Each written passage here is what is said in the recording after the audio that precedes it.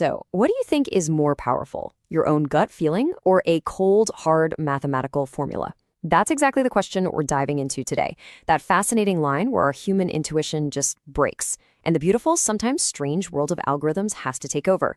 And believe it or not, it all started with a really practical problem. Back in 1939, this was way more than just a thought experiment. It was a serious economic puzzle. And the search for the answer, well, it ended up revealing the fundamental limits of the human mind and really kickstarted a revolution in how we solve complex problems. All right, so our story begins with an economist named George Stigler. He had what sounded like a simple challenge: figure out the absolute cheapest mix of foods to keep someone healthy for a year. The only problem? The number of possible combinations was just mind-bogglingly huge. So in 1939, using just his intuition and what was basically a pocket calculator, Stigler crunched the numbers and came up with an answer. I mean, it was a massive effort. But just 8 years later, this brand new method, the simplex algorithm, was unleashed on the same problem. And after 120 man-days of pure calculation, it found the true best answer, proving that even a brilliant human mind like Stigler's could be beaten by math. You know, this intuitive approach of just picking what seems best right now, the what's cheapest at this very second method, it actually has a name. It's called a greedy algorithm, or heuristica golosa. You grab the cheap cabbage, then you add the cheap beans. It feels right. It's how our brains are wired. But it has a huge, fatal flaw.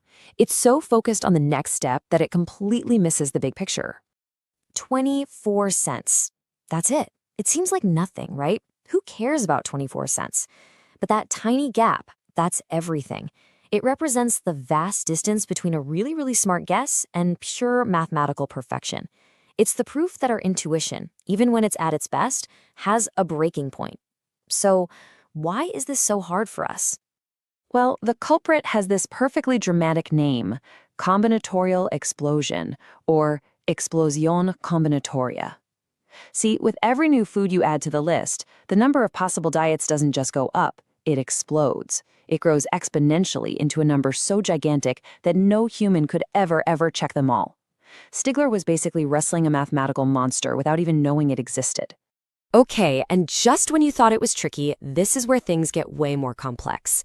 If the diet problem was hard, the next type of problem we're going to look at is on a whole different level.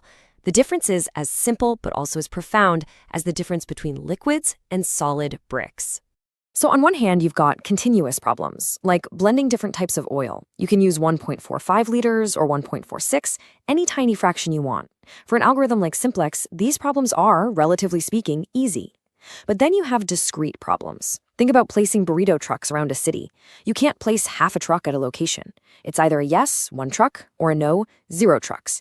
And that simple switch, from fluid fractional numbers to rigid whole number choices, makes the problem unimaginably harder. That combinatorial explosion we talked about, it comes roaring back, and this time, it's so much bigger. This is what's known as the classic problema de localización de instalaciones, or the facility location problem. Every single potential spot for a new warehouse, for a new food truck, is a binary yes or no choice. And each yes you make dramatically impacts every other possible choice, causing the number of possible network setups to just spiral into the billions, trillions, and beyond. And that is the key here. The very moment your decisions become these rigid, all-or-nothing choices, the smooth, rolling landscape that the simplex algorithm could easily navigate just shatters into a million isolated points. The old tools are completely broken. We need a new, much smarter way to think about this. So how in the world do you solve a problem that has more possible answers than there are atoms in the universe? Well, you don't. You don't even try to check them all. You have to find a clever way to outsmart infinity itself. And that breakthrough came in 1960 from two brilliant mathematicians, Ailsa Land and Alison Doig. They created this incredibly elegant and powerful algorithm that was designed specifically to tame this discrete yes or no monster. It's called branch and bound. Today, this powerful logic is built into software that we just call a solver.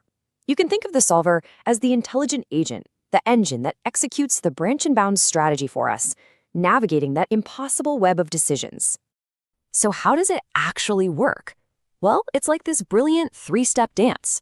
First, it branches. It breaks that impossibly huge problem down into smaller, more manageable what-if scenarios. Then it bounds. For each of those branches, it calculates a super quick, optimistic estimate, the absolute best case scenario for that entire path. And then, here's the magic. Step 3 is pruning. If the absolute best case scenario for an entire branch is still worse than a real solution the solver has already found, it just prunes it. It cuts the entire branch off, eliminating billions of bad decisions in one single logical slice without ever having to look at them. It's genius. And because this pruning method is so incredibly efficient, it lets modern systems tackle the unbelievable messiness of the real world. That includes something we call stochastic demand, or demanda estocástica, which is just a fancy way of saying the unpredictable randomness of customers, of weather, of new trends. By intelligently navigating all that uncertainty, the solver can find the best path forward, even through the chaos. So where does this all leave us? We've gone on this journey from the absolute limits of the human brain to the elegant logic that basically powers our modern world. And here's the final and most important takeaway. Optimization isn't about brute force. It's not about having a bigger brain or a faster computer. Our human intuition is fantastic for creating smart shortcuts, what we call heuristics. But algorithms like Branch and Bound guarantee the perfect answer not by checking everything faster, but by being smart enough to prove what's not worth checking at all. It's all about intelligent elimination. This whole way of thinking, of intelligently pruning away the impossible, it has revolutionized fields like logistics and supply chain management, and it really leaves us with one final big question. What other impossible problems, what other combinatorial explosions are out there right now, just waiting for the next brilliant algorithm to come along and cut them down to size? What's the next human limit that we're going to overcome?